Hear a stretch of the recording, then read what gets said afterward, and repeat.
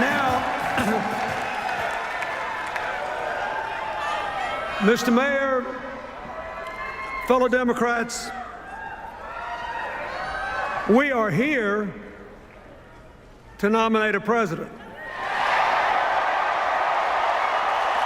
And I've got one in mind. I want to nominate a man whose own life has known its fair share of adversity and uncertainty. I want to nominate a man who ran for president to change the course of an already weak economy, and then just 6 weeks before his election saw it suffer the biggest collapse since the Great Depression. A man who stopped the slide into depression and put us on the long road to recovery, knowing all the while that no matter how many jobs that he saved or created, there'd still be millions more waiting, worried about feeding our own kids, trying to keep their hopes alive. I want to nominate a man who's cool on the outside,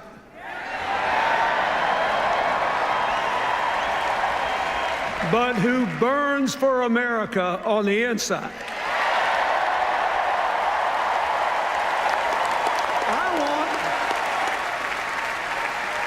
I want a man who believes with no doubt that we can build a new American dream economy driven by innovation and creativity, by education, and yes, by cooperation.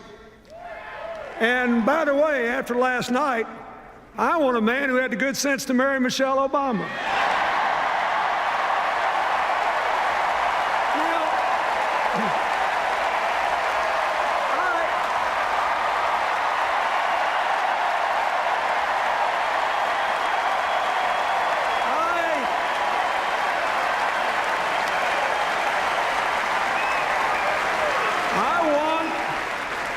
I want Barack Obama to be the next president of the United States. And I proudly nominate him to be the standard bearer of the Democratic Party.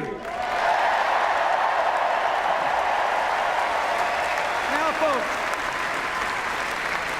in Tampa a few days ago, we heard a lot of talk about how the president and the Democrats don't really believe in free enterprise and individual initiative, how we want everybody to be dependent on the government, how bad we are for the economy. This Republican narrative, its alternative universe, says that every one of us in this room who amounts to anything, we're all completely self-made. One of the greatest chairmen the Democratic Party ever had, Bob Strauss, used to say that every politician wants every voter to believe he was born in a log cabin he built himself. But, as Strauss then admitted, it ain't so. We Democrats, we think the country works better with a strong middle class, with real opportunities for poor folks to work their way into it, with a relentless focus on the future, with business and government actually working together to promote growth and broadly shared prosperity. You see, we believe that we're all in this together is a far better philosophy than you're on your own. Now,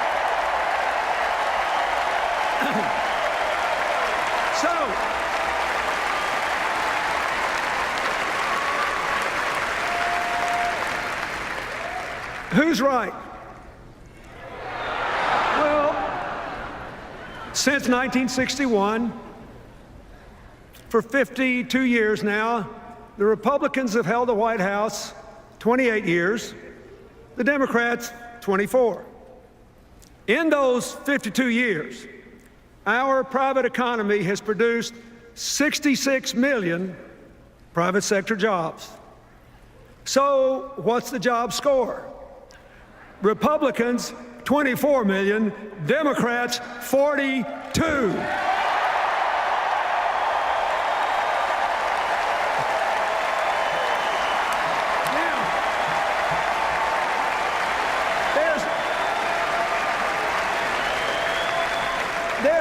reason for this. It turns out that advancing equal opportunity and economic empowerment is both morally right and good economics. Why? Because poverty, discrimination, and ignorance restrict growth.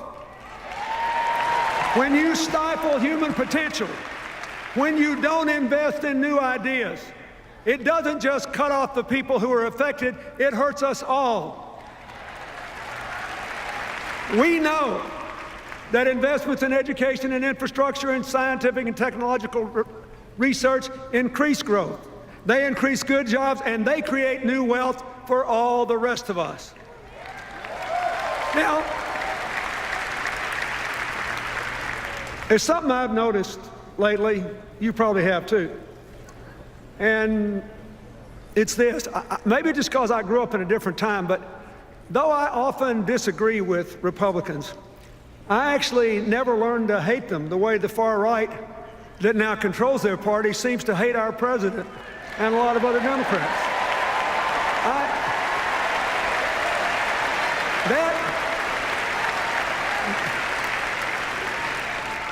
That would be impossible for me because President Eisenhower sent federal troops to my home state to integrate Little Rock Central High School. President Eisenhower built the interstate highway system. When I was a governor, I worked with President Reagan in his White House on the first round of welfare reform and with President George H.W. Bush on national education goals. I'm actually very grateful if you saw from the film what I do today, I have to be grateful, and you should be too, that President George W. Bush supported PEPFAR. It saved the lives of millions of people in poor countries. And I have been honored to work with both Presidents Bush on natural disasters in the aftermath of the South Asian tsunami, Hurricane Katrina, the horrible earthquake in Haiti. Through my foundation, both in America and around the world, I'm working all the time with Democrats, Republicans, and independents. Sometimes I couldn't tell you for the life who I'm working with because we focus on solving problems and seizing opportunities and not fighting all the time. And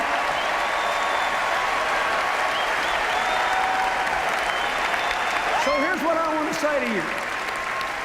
And here's what I want the people at home to think about.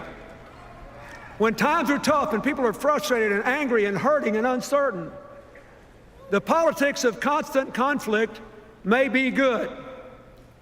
But what is good politics does not necessarily work in the real world. What works in the real world is cooperation.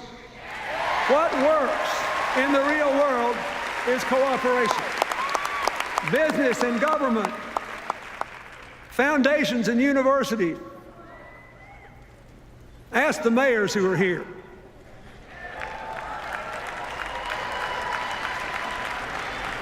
Los Angeles is getting green and Chicago is getting an infrastructure bank because Republicans and Democrats are working together to get it.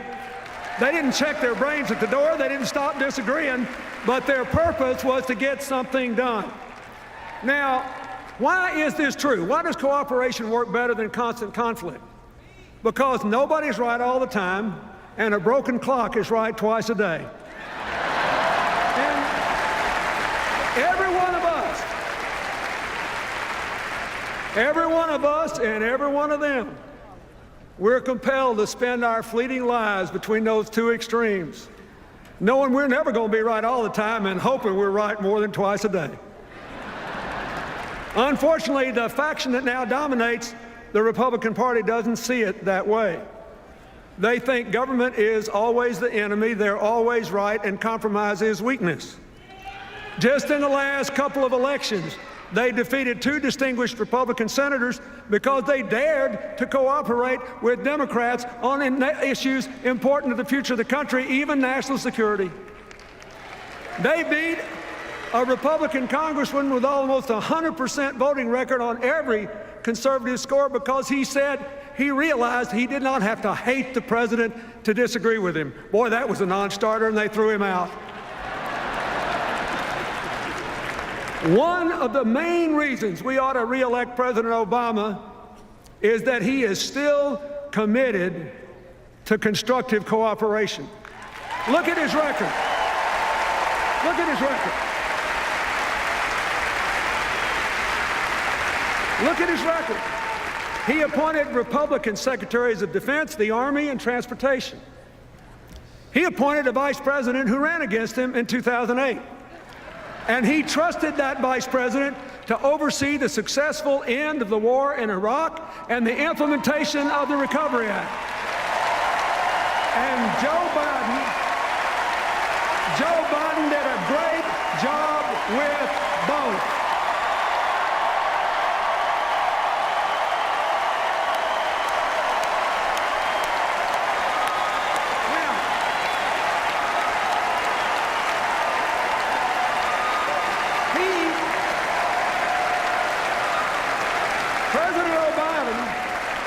President Obama appointed several members of his cabinet, even though they supported Hillary in the primary. Heck, he even appointed Hillary.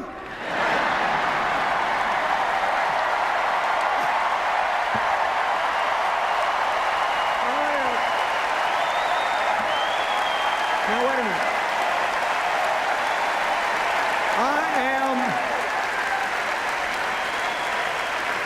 I am very proud of her. I am proud of the job she and the national security team have done for America. I am grateful that they have worked together to make us safer and stronger, to build a world with more partners and fewer enemies. I'm grateful for the relationship of respect and partnership she and the president have enjoyed, and the signal that sends to the rest of the world that democracy does not have to be a blood sport. It can be an honorable enterprise that advances the public interest.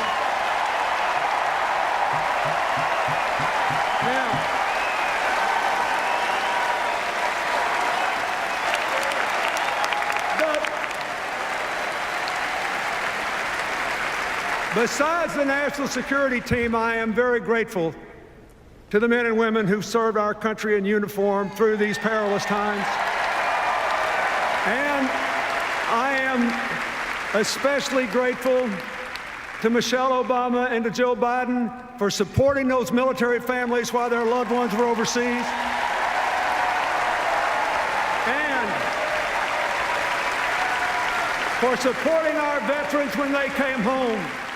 When they come home bearing the wounds of war or needing help to find education or jobs or housing. President Obama's whole record on national security is a tribute to his strength, to his judgment, and to his preference for inclusion and partnership over partisanship. We need more of it in Washington, D.C.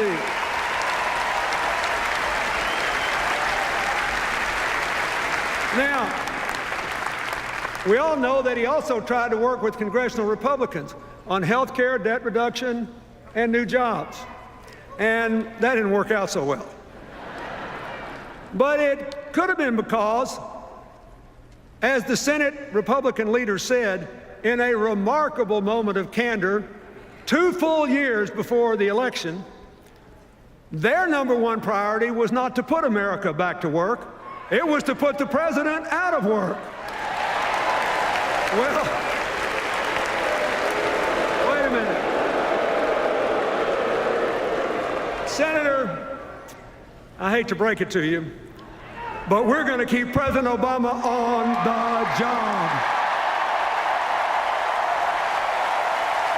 Now,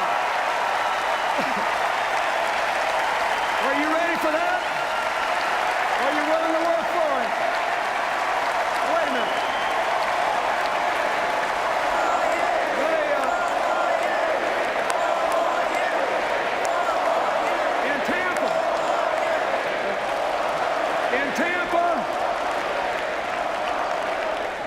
In Tampa, did y'all watch their convention? I did. In Tampa, the Republican argument against the president re-election was actually pretty simple, pretty snappy. It went something like this. We left him a total mess. He hadn't cleaned it up fast enough, so fire him and put us back in.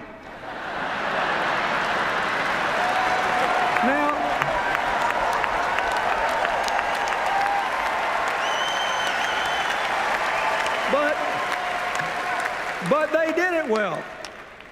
They looked good, they sounded good. They convinced me that they all loved their families and their children and were grateful they'd been born in America and all. Really, I'm not being, they did. And this is important. They convinced me they were honorable people who believe what they've said and they're going to keep every commitment they've made. We just got to make sure the American people know what those commitments are. Because in order to look like an acceptable, reasonable, moderate alternative to President Obama, they just didn't say very much about the ideas they've offered over the last 2 years. They couldn't, because they want to go back to the same old policies that got us in trouble in the first place.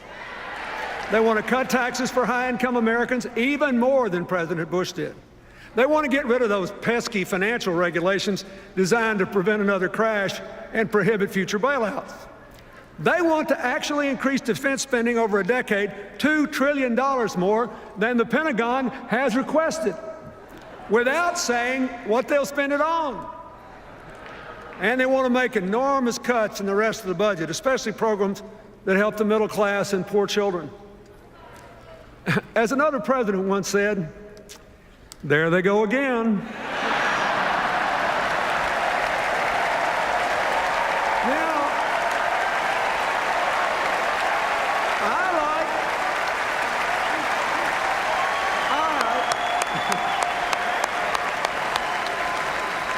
I like the argument for President Obama's re-election a lot better. Here it is. He inherited a deeply damaged economy. He put a floor under the crash. He began the long, hard road to recovery and laid the foundation for a modern, more well-balanced economy that will produce millions of good new jobs, vibrant new businesses, and lots of new wealth for innovators. Now, are we where we want to be today? No. Is the president satisfied? Of course not. But are we better off than we were when he took office? Listen to this. Listen to this. Everybody's forgotten. Everybody's forgotten.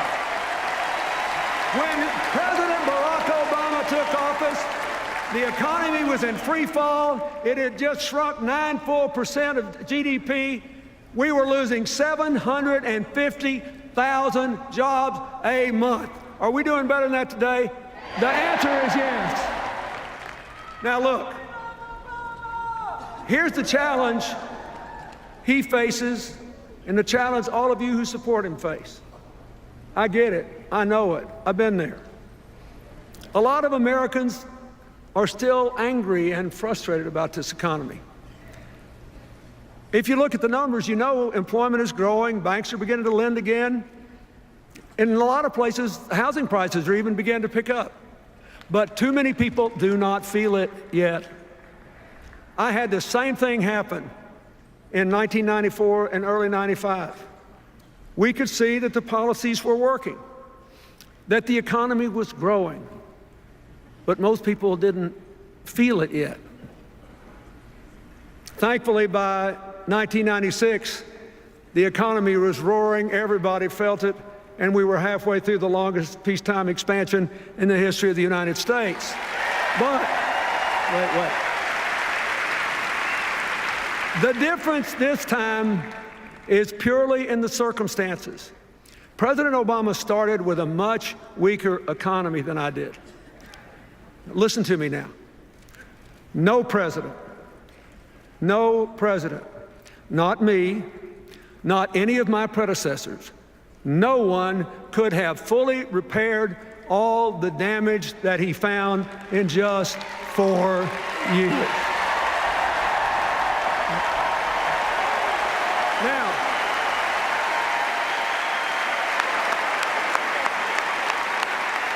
but he has laid the foundations for a new, modern, successful economy of shared prosperity. And if you will renew the president's contract, you will feel it. You will feel it.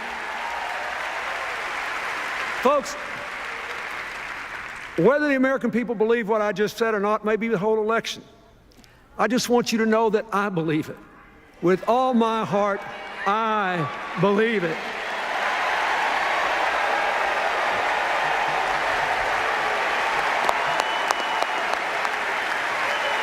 Now, why do I believe it?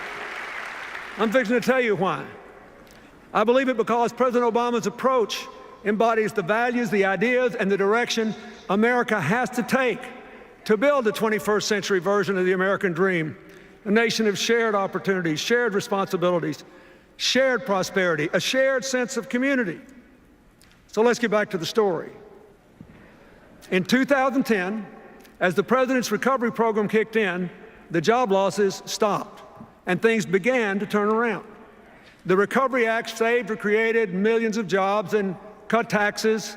Let me say this again, cut taxes for 95% of the American people. In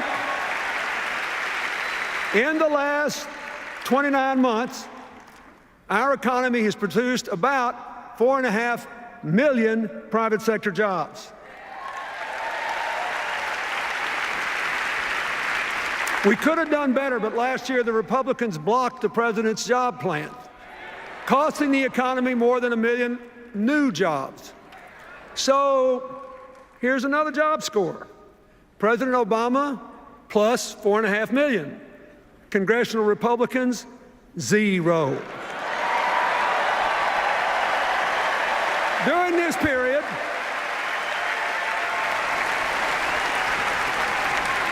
period, more than 500,000 manufacturing jobs have been created under President Obama. That's the first time manufacturing jobs have increased since the 1990s.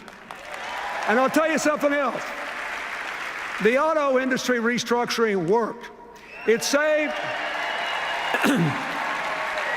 more than 1 million jobs, and not just at GM, Chrysler, and their dealerships, but in auto parts manufacturing all over the country.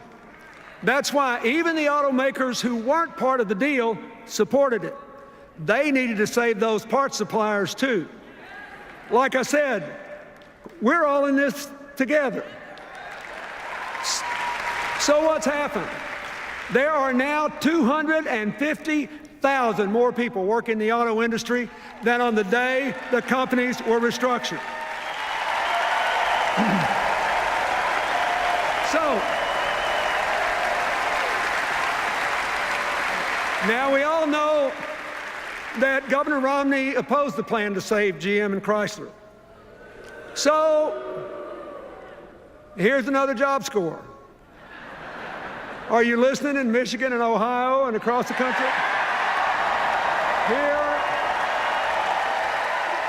Here's another job score. Obama, 250,000.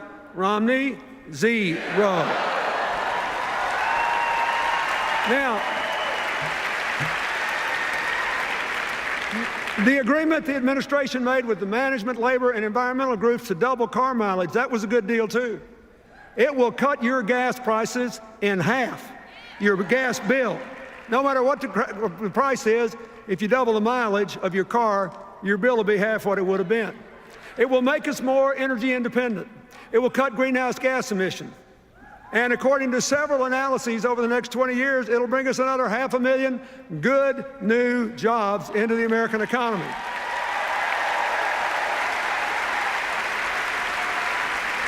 The president's energy strategy, which he calls all of the above, is helping too. The boom in oil and gas production, combined with greater energy efficiency, has driven oil imports to a near 20-year low and natural gas production to an all-time high. And renewable energy production has doubled.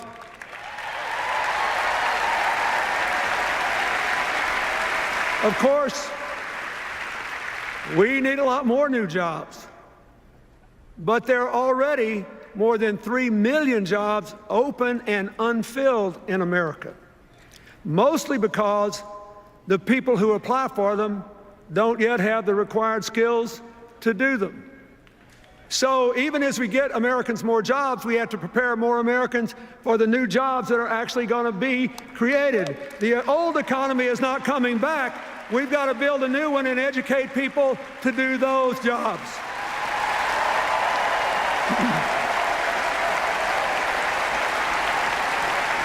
The President and his Education Secretary have supported community colleges and employers in working together to train people for jobs that are actually open in their communities. And even more important, after a decade in which exploding college costs have increased the dropout rate so much that the percentage of our young people with four-year college degrees has gone down so much that we have dropped to 16th in the world in the percentage of young people with college degrees. So, the President's student loan reform is more important than ever. Here's what it does. Here's what it does. You need to tell every voter where you live about this. It lowers the cost of federal student loans, and even more important, it gives students the right to repay those loans as a clear, fixed, low percentage of their income for up to 20 years. Now, what does this mean? What does this mean? Think of it. It means no one will ever have to drop out of college again for fear they can't repay their debt. And it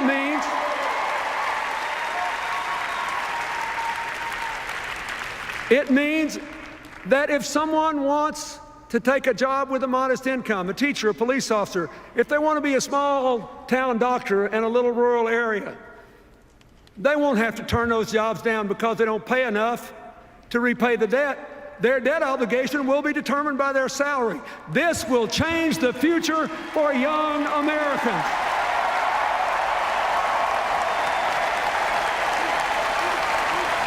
I don't know about you, but on all these issues, I know we're better off because President Obama made the decisions he did. Now, that brings me to health care.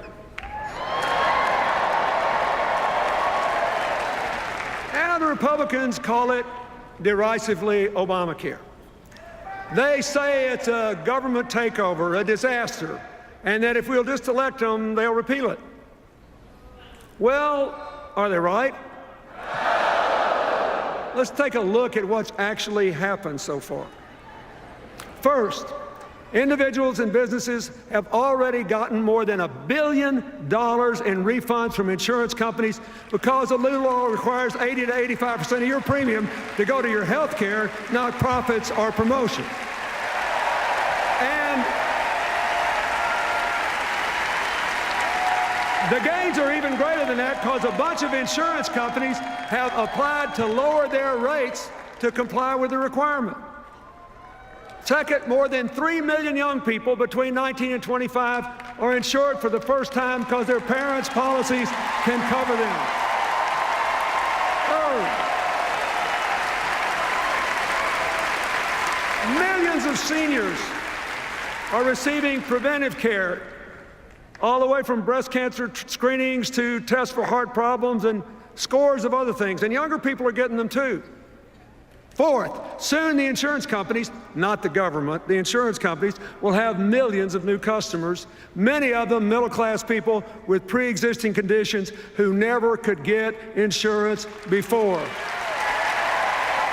Now, finally, listen to this. For the last 2 years, after going up at 3 times the rate of inflation for a decade, for the last 2 years, health care costs have been under 4% in both years for the first time in 50 years. So,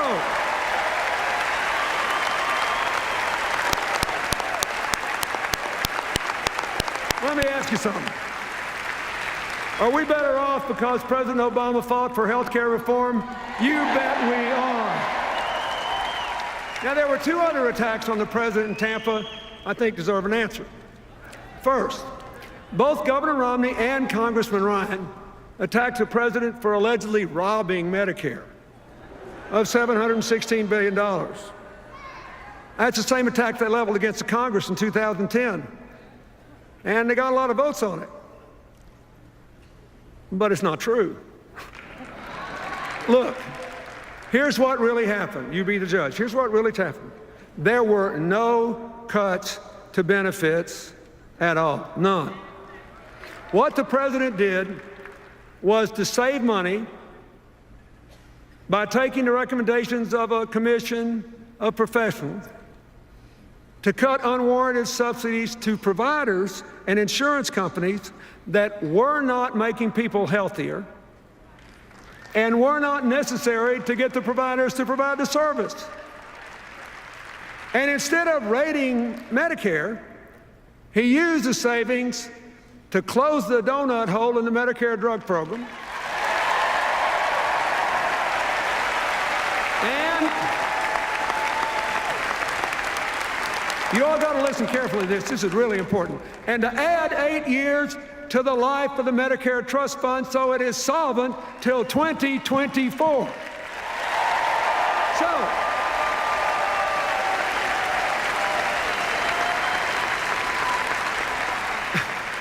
So President Obama and the Democrats didn't weaken Medicare, they strengthened Medicare.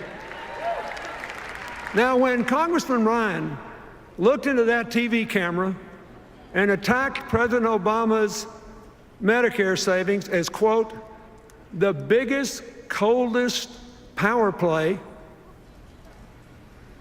I didn't know whether to laugh or cry. Because that $716 billion is exactly to the dollar the same amount of Medicare savings that he has in his own budget.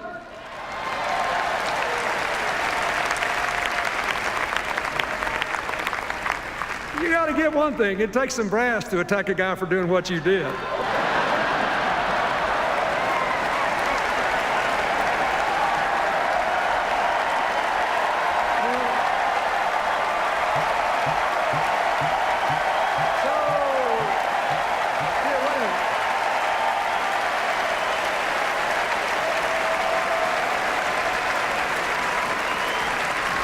Now, you're having a good time, but this is getting serious. I want you to listen.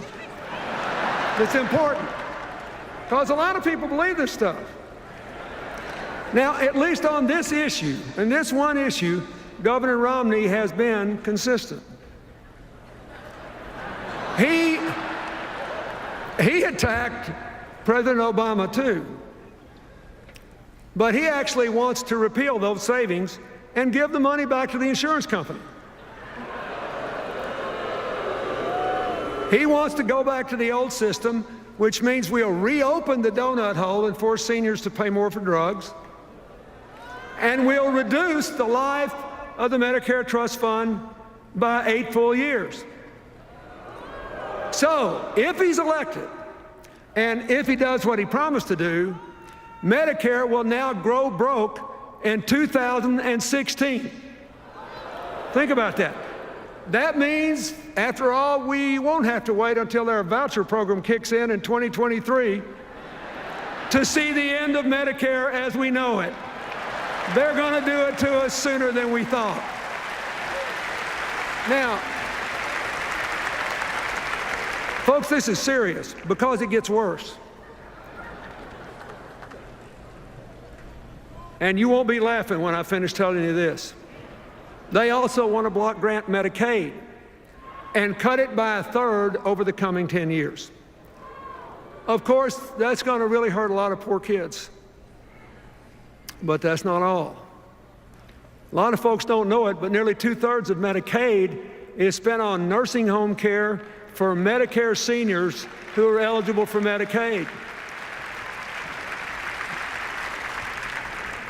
It's going to end Medicare as we know it.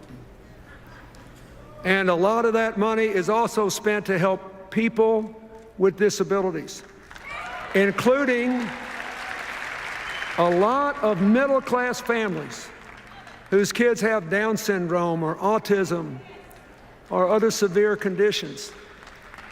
And Honestly, just think about it. If that happens, I don't know what those families are going to do.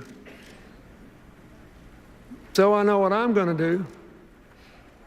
I'm going to do everything I can to see that it doesn't happen. We can't let it happen. We can't.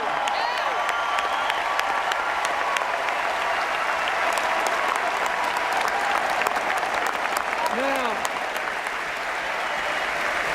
wait a minute.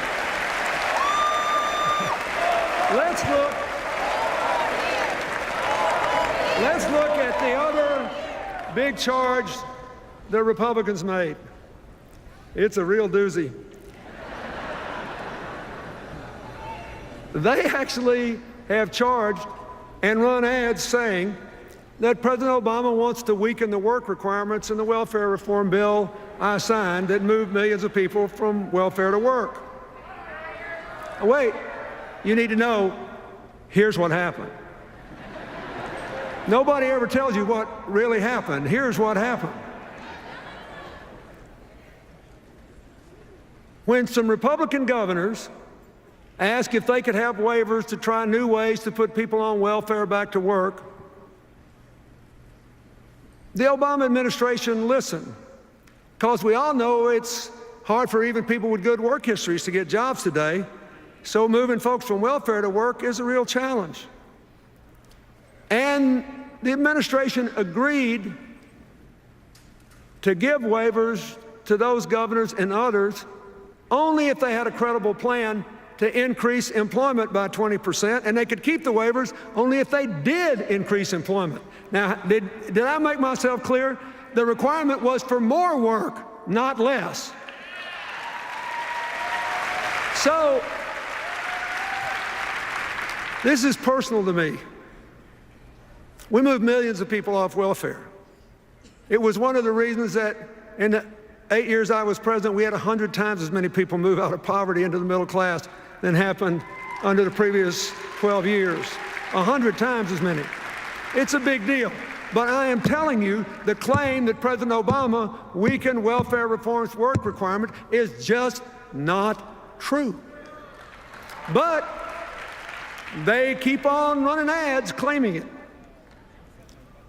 You want to know why?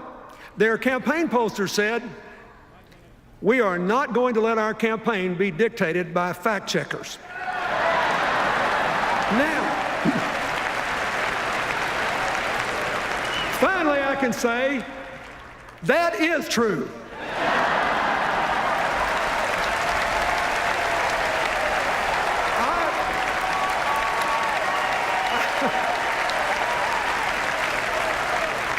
I couldn't have said it better myself. And I hope you and every American within the sound of my voice remembers it every time they see one of those ads and it turns into an ad to re-elect Barack Obama and keep the fundamental principles of personal empowerment and moving everybody who can get a job into work as soon as we can. Now,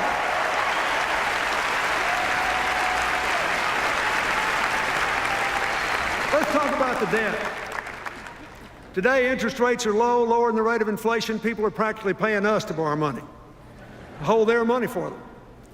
But it will become a big problem when the economy grows and interest rates start to rise. We've got to deal with this big long-term debt problem, or it will deal with us.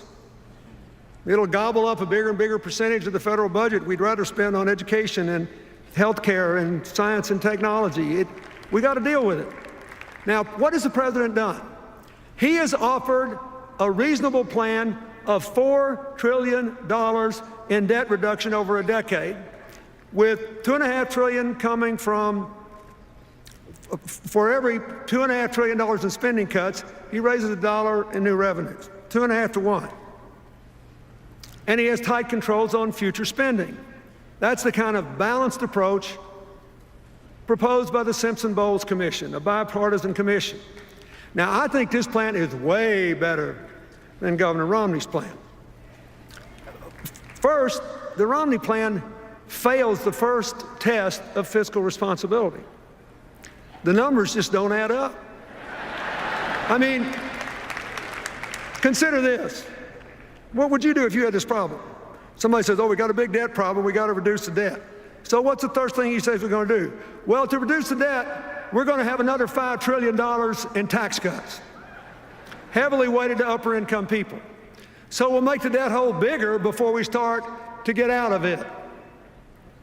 Now, when you say, what are you going to do about this $5 trillion you just added on? They say, oh, we'll make it up by eliminating loopholes in the tax code. So then you ask, well, which loopholes and how much? You know what they say? See me about that after the election. I'm not making it up. That's their position. See me about that after the election. Now, people ask me all the time how we got 4 surplus budgets in a row. What new ideas did we bring to Washington? I always give a one-word answer: arithmetic.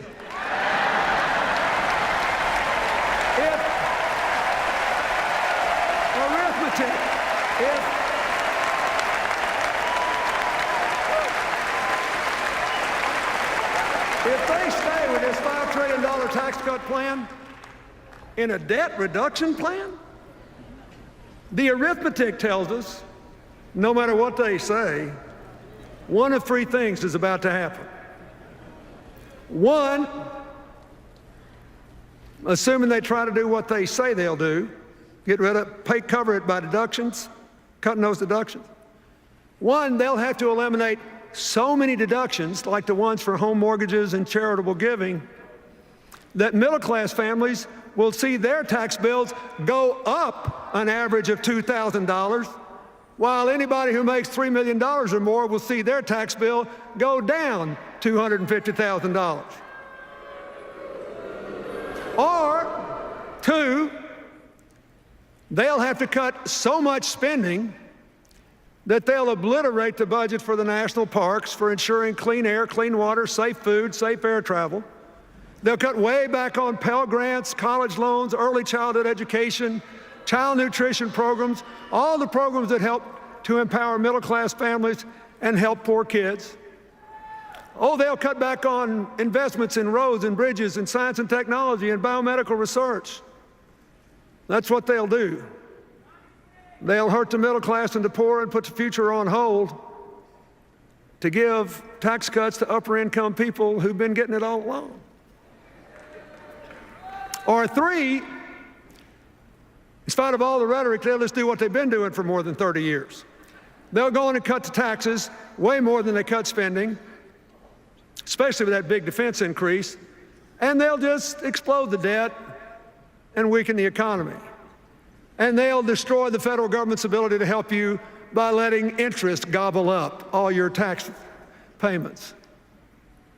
Don't you ever forget, when you hear them talking about this, that Republican economic policies quadrupled the national debt before I took office, in the 12 years before I took office, and double the debt in the 8 years after I left, because it defied arithmetic.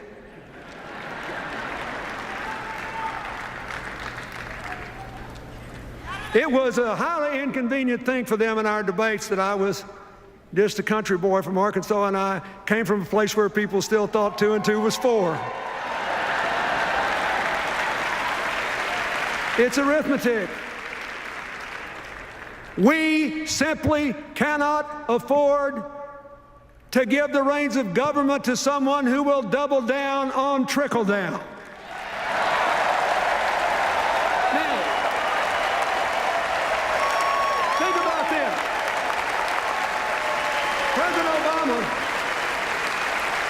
President Obama's plan cuts the debt, honors our values, brightens the future of our children, our families, and our nations. It's a heck of a lot better. It passes the arithmetic test, and far more important, it passes the values test. My fellow Americans, all of us in this grand hall and everybody watching at home, when we vote in this election, we'll be deciding what kind of country we want to live in. If you want a winner-take-all, you own your own society, you should support the Republican ticket. But if you want a country of shared opportunities and shared responsibility, a we're all in this together society, you should vote for Barack Obama and Joe Biden.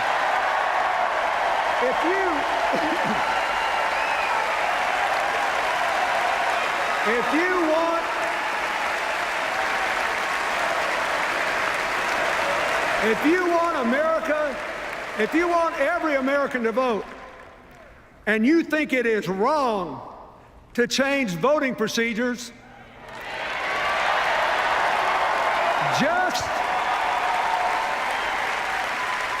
just to reduce the turnout of younger, poor, minority, and disabled voters, you should support Barack Obama.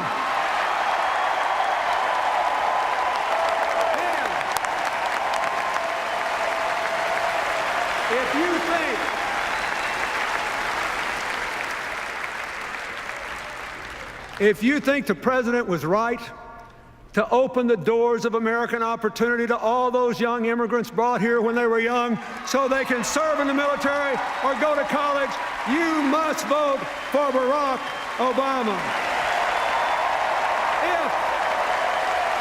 If you want a future of shared prosperity, where the middle class is growing and poverty is declining, where the American dream is really alive and well again, and where the United States maintains its leadership as a force for peace and justice and prosperity in this highly competitive world, you have to vote for Barack Obama. Look,